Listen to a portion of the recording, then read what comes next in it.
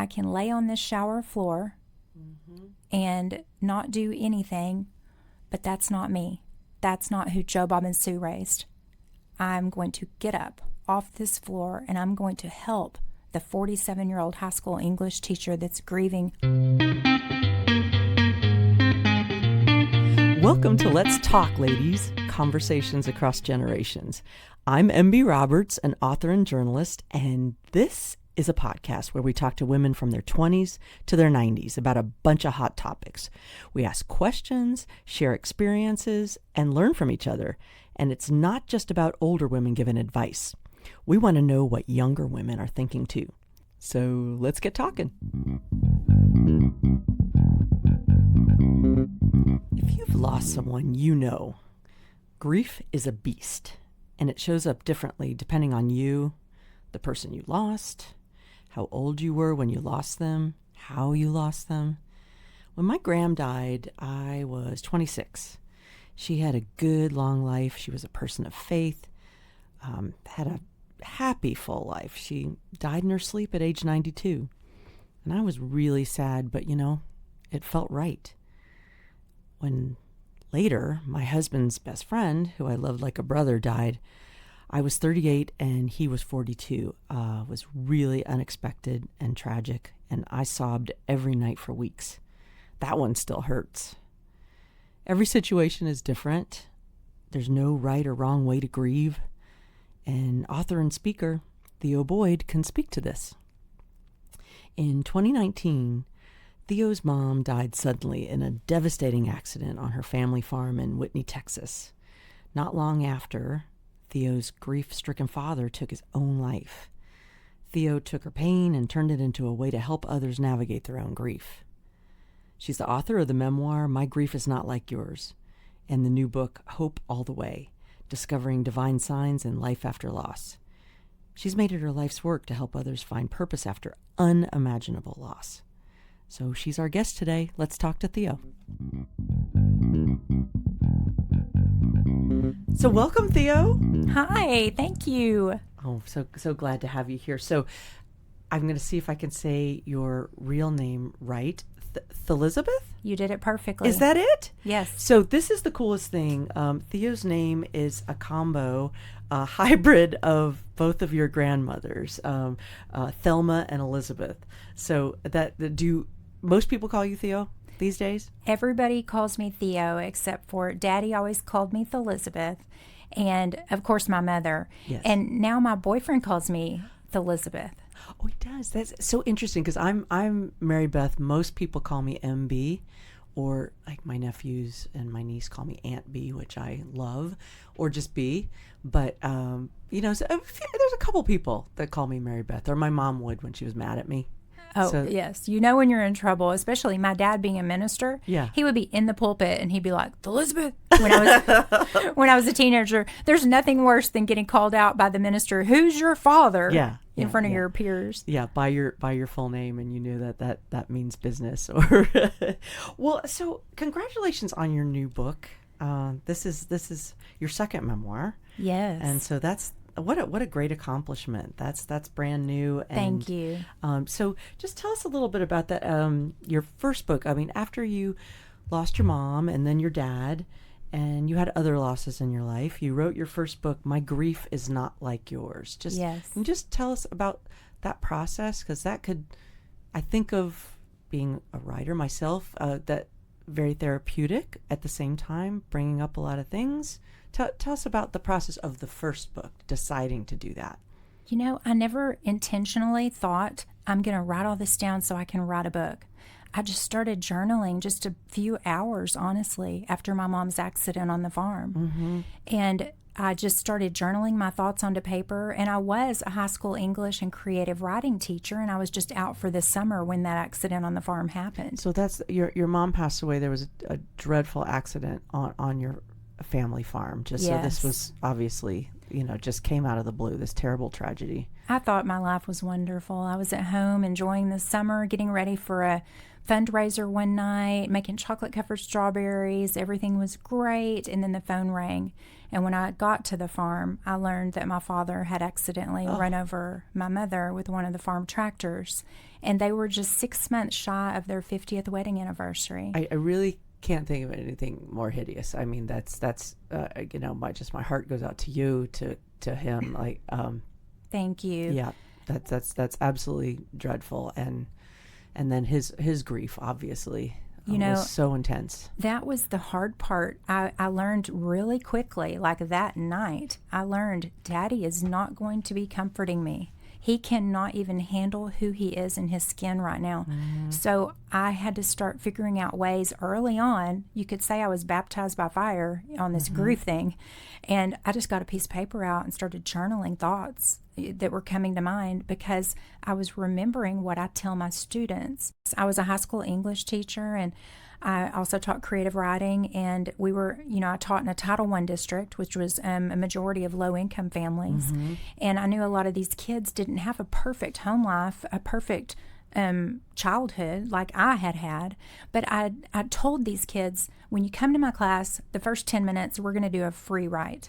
And a free write is exactly what it means. Get out a piece of paper and your pencil and just write whatever is top of mind and get it out of you and onto the page.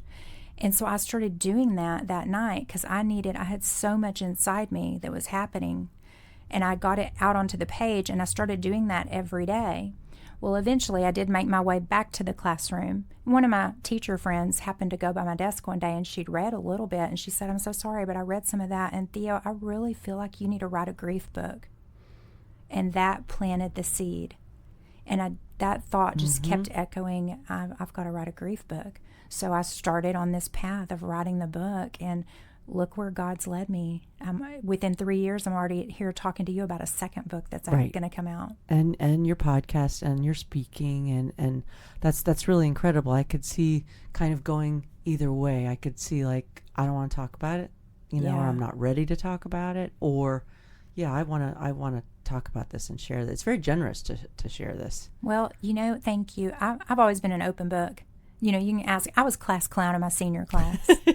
I think there were 91 of us, and I was the class clown. Come on.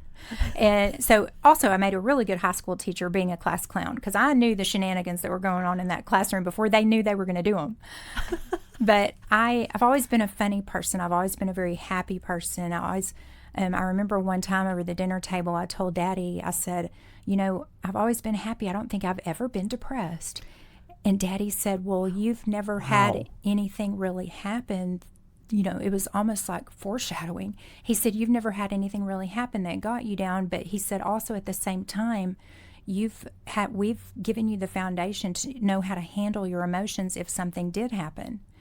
My foundation was so strong with a wonderful mother, a wonderful father, never divorced, went to the same school my whole 12 plus kindergarten years. And I just had this amazing mom and dad that taught me all about feeling and emotions, being a minister in the community and ministering to so many families and watching that firsthand, but also watching Daddy with the cattle and the farm and the patience that requires and tending to the garden, so to speak. So all of these things have all brought me to who I am now. And I was that 47-year-old high school English teacher home for the summer that her world turned upside down. And now I feel like I'm serving that person. I want to help that person who I once was. Oh, that's a great way to think about it. And then I think about your loss of when you say, there's not a lot of people who can say I had a, quote, perfect childhood, I mean, mine was pretty great, but, I think that's a loss too. It's like, then I'm pleased to hear and so happy for you that you felt ready, because a lot of times when people haven't had any struggles, then something hits them in their 20s or 30s, say they lose a job and they've never had anything bad happen to them, or they get a divorce and nothing's ever been, then they're maybe not equipped but you felt like you were equipped? Yes. And another reason that I felt equipped is because I had already been through 2 marriages. I was in my 3rd marriage. So I'd been through divorce. Been through some loss or some difficult time. There's Yes. grief there, for sure. Exactly. I lost my grandparents, who I was very close to. I lost some high school friends when I was in high school to tragedy, but never anything so close to home. And in all those things, the loss of marriages and all that, I had a counselor, and her name was Gail. Yeah. And in that first book, I share some Gail-isms, I like to call them. But Gail had really helped me for like 18 years. And some people might say, well, why'd you have a counselor? What was wrong with you? You know, I taught my students and my daughter, and I'm going to tell everybody out there, we exercise all these parts of our body. But the most important thing that we need to be exercising and seeking attention to is the brain. And I went to a counselor just through normal life struggles, raising a teenage daughter, blended family, divorces, just minor life things. But thank God I had Gail on the night of my mom's accident. Oh, and she knew you already, and she knew your whole backstory. And no, I'm a big fan of therapy. And we actually did an episode on therapy where we talked about how women in their 20s and 30s are so open to it, and whereas like my mom in her 80s would have thought, like you just said, is something wrong with you, or that you didn't do that. So I think that's lovely that's shifted. What's so funny, what you just said, my dad had always said, you don't need a counselor, he's the preacher, and he's the farmer, the and he was a great father. But then after Mama's accident, I started taking him to Gail. And on the way home of one of our visits, he said, I really love Gail. He had found a confidant in her, and That's he wonderful. realized the importance of a good counselor. And I'm so thankful. But then, of course, February of 2020, she died suddenly. Wow. And we'll talk about a loss right there. That was a big loss in your life, and that was unexpected, obviously. I grieved Gail. I remember walking outside of my classroom. I couldn't even finish teaching my class. I grieved Gail as hard as I was wanting to grieve my mom. I put my grief on hold when my mom died because I didn't want my dad to see how much it was hurting me. He was already hurting so much. So I kept putting that grief on hold. But what Gail reminded me was, if you don't deal with your grief, it's going to deal with you. She was very concerned that I wasn't grieving enough. So after Gail passed, I felt like she was almost saying, grieve. Oh, wow. And I grieved Gail because in my life, my chain of command with women for advice was my mom and then Gail. Oh, my. So here they're both gone. Yep. And I'm like, oh, no, I don't think I took enough notes. Yeah, I just need you back for a minute. Well, and then you lost your dad. I'm just so sorry about that. He just could not get past the grief of losing his wife and your mom. No, 3 years later, on Father's Day morning, I went to surprise him, and I ended up being the one surprised. Oh, that really kills me. My pop has passed, but I was a daddy's girl. Yes, me too. Wow, that's something. And so did you just keep journaling and looking forward? I was a few weeks out from my publishing date on that first book when Daddy took his life. Oh my goodness! And I was just like, that's it. I was like, forget it. And I tell everybody, it's like I had all the chapters laid out perfectly on my dining table. And when Daddy died, it's like somebody turned on a box fan and they just all swirled up in the air. Yeah. And I was like, just forget it. I'll never get this together.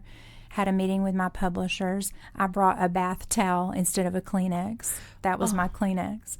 And I said, I can't do it. My life's... At this time, my husband had already left me for another woman. The infidelity was creeping in because grief is a great filter.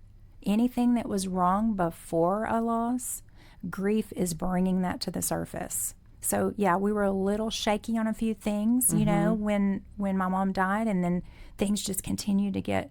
He was very kind of jealous over my time that I was having to spend with my dad, and that... grief just brings everything out. So I was going through a divorce, then I found my dad had died. I was just like, the world is crashing in around me. I remember laying on my shower floor and just thinking, what am I going to do? And that was kind of the turning point for me. I can lay on this shower floor and not do anything, but that's not me. That's not who Joe, Bob, and Sue raised. I'm going to get up off this floor and I'm going to help the 47-year-old high school English teacher that's grieving, doesn't even know she's going to be grieving yet, so that this resource is out there, so that my voice is out there for her. I love your, thinking about my grief is not like yours. Everybody grieves differently. Some people cry, some people don't cry, some people talk about it, some people don't talk about it. And there's what I've learned from some friends is that there's really no right or wrong way. It's what you need to do. And I think that's great to share those stories maybe for someone who, because it's like you'll read this book in a quiet place and not, you don't want to be out to dinner every night. I know. And so many people are like, why'd you call the book that? And I'm like, the book was not titled My Grief Is Not Like Yours so that people would just read about my grief. Right.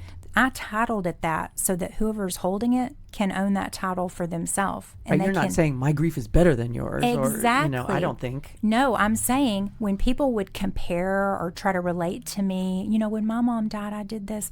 I couldn't get there. I was like, unless your mother's been run over by a tractor that your father was driving, I have nothing that I can relate to with you. It's not helping. So offering comparisons in grief is not really a good thing, but your well-intentioned friends and family are going to do this, and they're going to give you that advice that you're not asking for. And all that kept echoing in my mind, in my brain, was, my grief is not like yours. And if I'm feeling this way, there have to be millions of other people feeling this way. Yeah, and feeling so alone. And you're right. I think like some tips, for people who are trying to comfort somebody who's grieving is to try to resist the urge to, when I lost my mom, Yes. you're trying to find a common ground. It probably comes from a good place, but I have found that people want to bring in their own story when something has happened to you, and you're right. It's not the same. I think it's really helpful to say to people, just I'm thinking of you. I love you. I'm so sorry. Not what are there some things that are not the best to say. Things you lose a husband when you're young. Oh, you're young, you'll meet someone else, Exactly. Beep. I can promise you that all they want you to say is this. Yep. Silence. Silence is hug. golden. Be present with them. Yep. That's all you have to do. My mother was profoundly deaf. She lost her hearing at 18 months. Mm-hmm. And she was yet always the most present person in the room. She wouldn't speak much. She although she could, she communicated beautifully, and she had about 5% hearing with a hearing aid, and she read lips like an expert. She was so good at it. That was a lot of fun at restaurants too. Oh, I bet. 'Cause she'd Or be like, anywhere. Yeah. Anywhere. I'm like, what are they saying? What are they saying? But my mom, we would come home from an event where my dad was the speaker. And he, and my dad's 6'4", charismatic individual. When he entered the room, you knew it. And he would just be talking, blah, blah, blah. And then we'd go home and he'd say, Sue, who was that? What was that? What did they do? He didn't remember or know anything. My mom knew everything that was going on, yet she didn't hear a thing. Yeah, she was so tuned in. Yeah, yes. Yeah. And I took her to a women's conference in Dallas in March of 2018. And they didn't have any teleprompters. They didn't have anybody doing sign. And I was so worried she wouldn't get to hear some of the speakers. Some of them were former first ladies, and it was a really big thing. So I turned to my mom and I said, I'm so sorry you're not going to hear them. And she looked at me and said, I'm just happy to be in the room. And see what a great way to think about it. Well, so your new book, here you've accomplished something great not that long ago, writing your first memoir, and then your new book, Hope All the Way, Discovering Divine Signs and Life After Loss. So how did you hone in on the signs as the metaphor in your book, or as the story in each chapter? I've heard a lot about signs from people who have passed. I liked your story about the bedside table. Can you share the story about your mom's bedside table? The first sign you saw? The lamp, and a butterfly even before that, which is in the second book. And what's so funny is God's timing is not our timing, but we have to be reminded of that, don't we? Because I kept saying, oh, we got to put this in the book. I'm going to have to put this in, I'm writing in the book now, the grief book. I'm going to put this in the book. And it wasn't fitting and it wasn't happening, but I was able to record them just in my phone, in the notes on my phone. And I have an assistant, and she would just be writing them down, and so we were keeping track of them. But I never even thought about signs until they literally were slapping me in the face, like the butterfly and everything happening. But the morning of Mama's funeral, I went over, they had went to Walmart that week, and Mom had bought a new bedspread, and she was very proud of it, but she didn't put it on the bed because Daddy said she'd wanted to save it for when me and my sister came for a lunch or dinner. Oh, it's cute. So it was it was so pretty, and it was in the bag still, and that, those big... Yeah, like the big comforter. The comforter in a bag, and it was so pretty, and Daddy said, put that on the bed. And so because we were having people over after the cemetery, and after the funeral. So they were going to come over to the house and eat. That's what Daddy wanted, everybody to come see Sue's kitchen. And he was, I think, still craving people around, fellowship. So I put the bedspread on the bed and got it all done. And I thought, I'll turn on the lamps on both of their nightstands because that'll make it look nice in here and make it real pretty. And Daddy will be so proud of it. And I went over and turned on Daddy's lamp. And then I went over to Mama's side and turned on her lamp. And it didn't come on. Now, this is a spoiler alert to one of the signs in the book. But I know, did I spoil? I love it. I love it. I love giving away stuff. But I went to turn on the lamp, and it didn't come on. And of course, in my book, I have the dialogue and everything, because I wrote down everything that happened. And Daddy's like, what? And I said, Daddy, the lamp's broke. And he came in there, and I went and got a light bulb, and we go try that, and it doesn't work. But the light bulb that was in there worked on another lamp. And it was plugged in, and we did all the things. It was literally her light out. Her light literally out. And Daddy said, this doesn't make sense. And we sat on the bed, and we just stared at that lamp and cried a little bit. I said, she's gone. Mama's light is gone. But then later I realized, because I spoke at her funeral, and her light is gone from her bedside, but her light is still living on in us. And so now I think about her story and how it's still living in that book, and all the people that she's helping, and both of them are helping even in their death. Oh my goodness. Yeah. What a huge gift. And I think, do you find that people you talk to and people when you're speaking, or that they get great comfort from signs if they're seeing them? I would think so. Yes. I did a research study with the Center of Generational. Yes, I was going to ask you. That's so interesting. How did the going with the Center for, excuse me, I'm interrupting again, Center for Generational Kinetics. How did you get connected with that? I met them actually here in Nashville when I was at one of my brand luncheons, and the guy, Jason Dorsey, came and was a speaker, and he said, we've researched this and we've researched this, and raise your hand out there if there's something you think we should research. And I just raised my hand immediately, and I was like, grief. And he loved it. So I talked to him later. He said, I haven't got to do that yet. We researched the state of grief in America. So my study is called The Silent Weight of Grief in America. It's a national study. It took us almost a year and a half to complete. It's very in-depth, very thorough. And I did it because, once again, that school teacher in me, I told my students, you cannot write about something or speak about something or do a paper on something until you've done the research on it.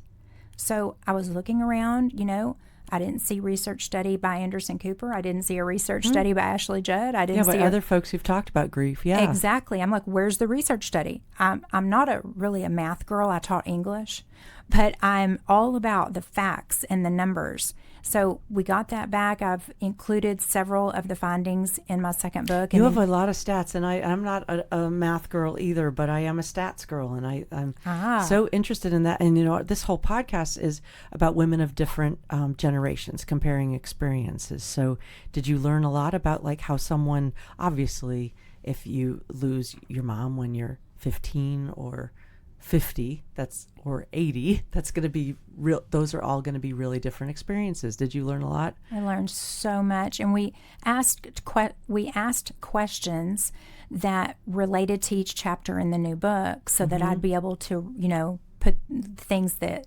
related to that part in there. And just off the top of my head, 80%. That's a huge amount of people. Just picture 100 people in a field.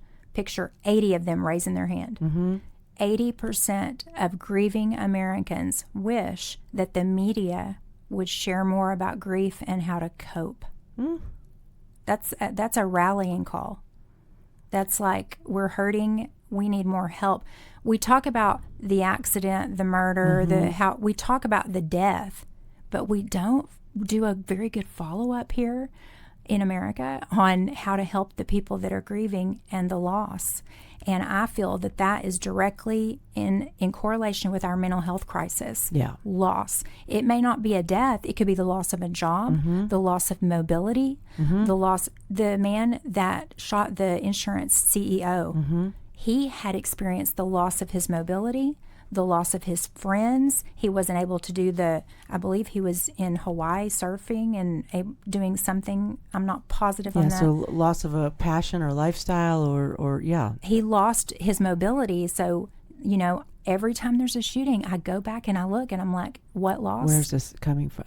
But that is so interesting because, somebody loses I had a friend lose a parent last week, and there's like all this activity, the first day and weeks, and then it all goes away. And I think that's when people need more help, don't you think? Like down the road, like 6 months or 6 years. And I spoke at a funeral recently, my former brother-in-law, my 17-year-old nephew's 49-year-old father.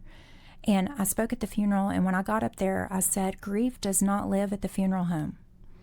And I challenge everybody in this audience to contact this family a week from now, a month from now, a year from now, 2 years from now, 3 years from now, because this loss is not going to stay in these walls. Right. And it's not going to, there's going to be different stages of process. And then I know you've experienced this, and others that you've talked to have, when people are kind of like, oh, are you still, this jumped out at me from your book. Are you still doing the grief thing? Yeah. Yeah. What do you say to that? And I'm like, oh my gosh. And yeah, are you still in it? Are you still doing that grief thing? And then I have to say, you mean my book or the loss of my mom, or my dad, personal husband? Situation, yeah. I honestly wish that we could wear veils. I wish that we could wear a veil so that when I'm in Brookshire's or the grocery store, people will be like, oh, there's Theo, but she's still grieving. But instead, they see me with the makeup or hair, sometimes not. But they're like, oh, there's Theo. Oh, your book's doing so good. I know you're so happy. And it's kind of like, I wish I didn't have to have written a grief book. Absolutely. But, oh, gosh, all the people. Well, do you ever get over it, Theo? No, you never get over it. You can try to think that you're going to. No, grief is your new counterpart, and you have to learn to live with it. Yep.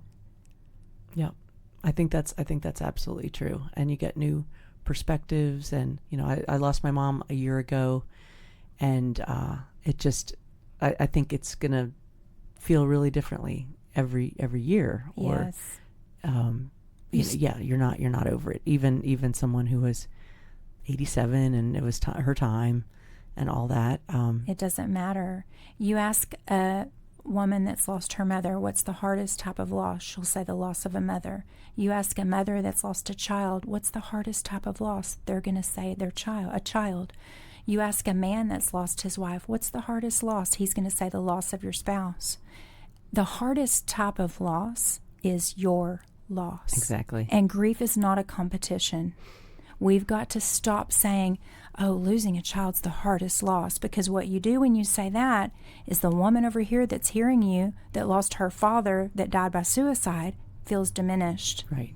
Right. Again, the comparison, like there's just no reason, no competition. That grief is not. It's not a competition. Let's all grieve what we're the hardest loss is the one that you are experiencing. That's right. And no matter what your age, no matter what the situation was, that's so helpful. Well, I think you've helped people already, and I hope people listen to your podcast. It's called Think Theo, and there's many, many great topics on the podcast. And check out your website at thinktheo.com. You can get a lot of resources there, and absolutely check out the new book. We'll be pulling for you. Thank you so much. That this gets out in the world. It's great having you here. So thanks for talking to us. Thank you. And that's a wrap for this episode of Let's Talk, Ladies, Conversations Across Generations.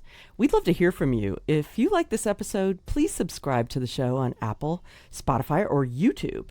And you can comment on the episode on any of these platforms. We love the feedback, and it also really helps us with sponsors. So leave those comments. We so appreciate it. And follow us on Instagram and Facebook. You can also send us an email at ltlconversations@gmail.com or leave us a voicemail at 629-888-3542. See you next time on LTL.